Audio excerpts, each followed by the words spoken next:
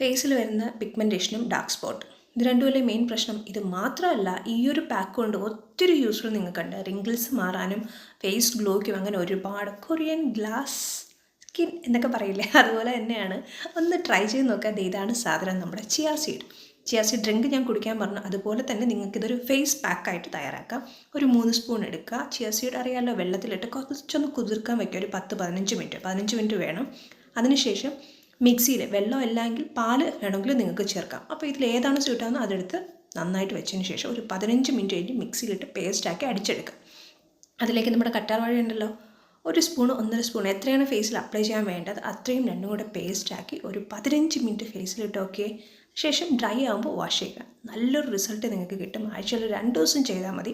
ഞാൻ ആഴ്ചയിൽ 2 ദിവസമാണ് ചെയ്യുന്നത്, അതുകൊണ്ടാണ് അങ്ങനെ പറഞ്ഞത്. ട്രൈ ചെയ്ത് നോക്കി. റിങ്കിൾസിനായാലും പിഗ്മെൻറ്റേഷനായാലും ഡാർക്ക് സ്പോട്ടിനായാലും ഒരുപാട് റിസൾട്ട് കിട്ടുന്ന കാര്യമാണ്.